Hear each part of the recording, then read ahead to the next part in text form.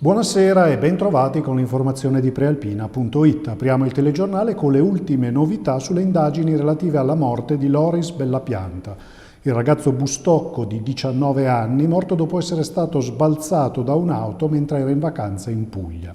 L'amico che era alla guida è stato indagato per omicidio stradale. Il servizio è di Veronica De Riu. C'è un indagato per la morte di Loris Bellapianta, il 19enne di Busto Arsizio, morto a causa di un incidente in auto prima dell'alba di lunedì 12 agosto a Torre Santa Sabina di Carovigno, in provincia di Brindisi. L'amico che guidava l'auto, un suo coetaneo al volante della Opel Corsa, è risultato positivo all'alcol test e ora è indagato per omicidio stradale. Il giovane è difeso dall'avvocato Francesco Sozzi di Ostuni. Domani, mercoledì 14 agosto, sarà conferito l'incarico per l'autopsia. Intanto la madre del ragazzo, Raffaella, appena appresa la notizia ieri mattina, ha preso un volo per Brindisi. La tragedia è enorme per la famiglia. Lo scorso 25 luglio era morto il marito Franco, ora il figlio Loris. Il giovane si trovava in vacanza con altri 4 amici proprio per cercare di lenire il dolore per la perdita del padre. Resta il giallo di quanto sia accaduto, probabilmente un gioco tra ragazzi finito nel peggiore dei modi. Intanto la famiglia ha chiesto rispetto e silenzio.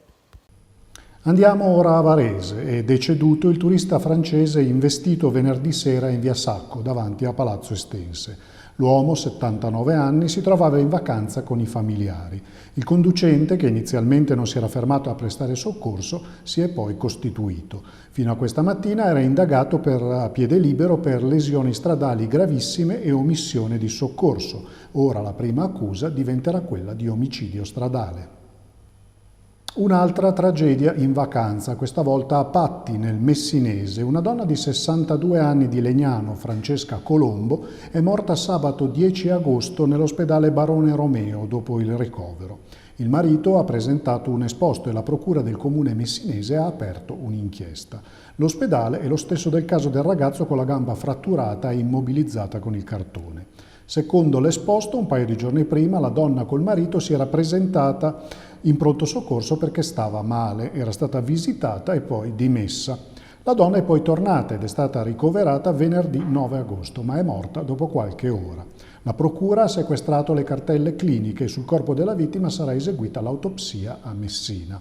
La coppia era in vacanza a Librizzi, paese originario del marito. Si prospetta un Ferragosto con temperature record nel Varesotto. Le previsioni vedono le temperature massime comprese infatti tra i 33 e i 35 gradi. Prevista folla sui laghi e alle feste. Per chi rimane in provincia non mancano gli eventi. Il servizio è della redazione. Avviso ai reduci rimasti in città, giovedì sarà il Ferragosto più caldo di sempre. Le previsioni danno la massima compresa fra 33 e 35 gradi. Il primato del 1988 con 33 gradi il 15 agosto è dunque destinato ad essere superato. Si annuncia una giornata calda e afosa, ben diversa dunque da quella del 2008 con Ferragosto caratterizzato da nubifragio e lampi. E allora che fare giovedì? Il programma degli eventi in provincia di Varese è ricco, dalla festa della montagna al Campo dei Fiori ai fuochi artificiali in tarda serata all'Aveno. Nei parchi pubblici e nelle aree verdi con vegetazione sono vietate le grigliate. Ferragosto torrido sì, ma non con fuoco e incendi.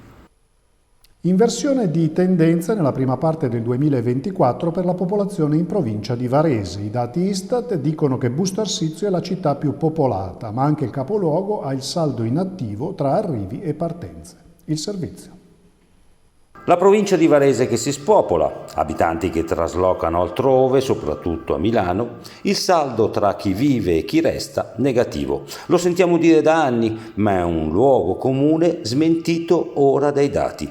Il flusso della popolazione nel 2024, aggiornato a fine maggio, rivela che la provincia di Varese ha guadagnato oltre 1000 abitanti, passando da 880.865 di gennaio a 881.737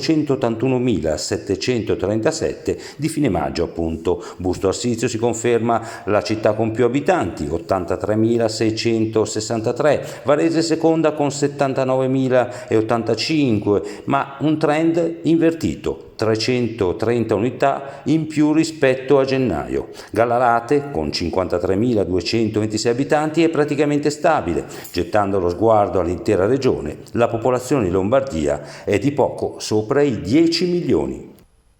A Malpensa non si arresta la cattiva abitudine di sostare con le auto lungo le rampe e la rotonda che portano allo scalo della Brughiera. Nonostante da un mese ci sia un nuovo parcheggio gratuito dove attendere parenti e amici in arrivo, in molti non sanno come arrivarci. Paola Grimaldi ci spiega come fare. Per evitare la sosta selvaggia e pericolosa lungo le strade di accesso a Malpensa è stato messo a disposizione da SEA, il gestore dell'aeroporto, un parcheggio gratuito dove poter aspettare parenti e amici in sicurezza per un'ora. Eppure, nonostante se ne parli già da più di un mese, lo spazio con circa un centinaio di posti è quasi sempre vuoto. Per trovarlo basta seguire la segnaletica che è stata posizionata in diversi punti strategici dello scalo. All'ingresso del Terminal 1, per esempio, quando si deve scegliere se andare alle partenze o agli arrivi, ci sono i cartelli che indicano la possibilità di recarsi all'area di sosta gratuita. Dista circa solo 3 minuti in auto dal T1. Per sapere dove si trova si può inoltre consultare il sito di SEA o sfruttare i navigatori dei cellulari che vi condurranno al parcheggio, che è in una posizione a metà strada tra il Terminal 1 e il più piccolo Terminal 2. E ora lo sport. Ieri prima giornata di allenamenti per la pallacanestro Varese. Oggi l'annuncio del capitano biancorosso per la nuova stagione. Sarà Nico Mannion, nome scelto proprio da coach Mandole. Il servizio è di Giuseppe Sciascia.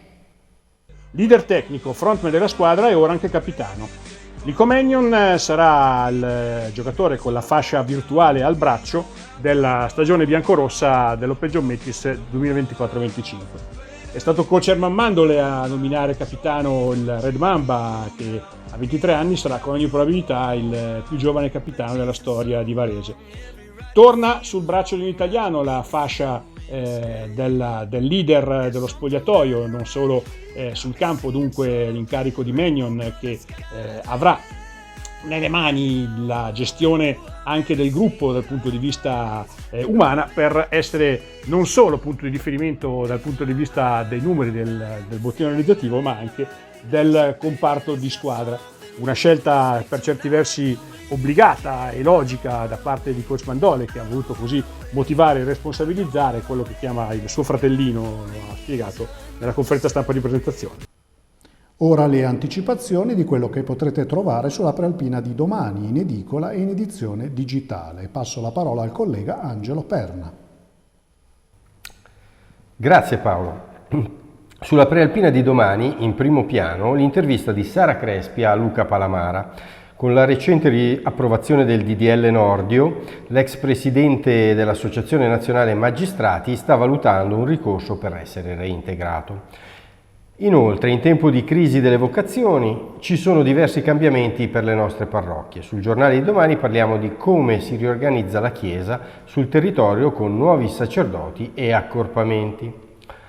A poche ore dal Ferragosto, la Prealpina vi propone gli eventi da non perdere sul nostro territorio, una guida per trascorrere la giornata di festa al lago, nelle valli oppure in città. Infine, per lo sport, le amichevoli delle nostre squadre di calcio dilettantistico. Grazie Angelo, si conclude così il nostro telegiornale. L'appuntamento con l'informazione di prealpina.it è per domani alle 19. Buona serata.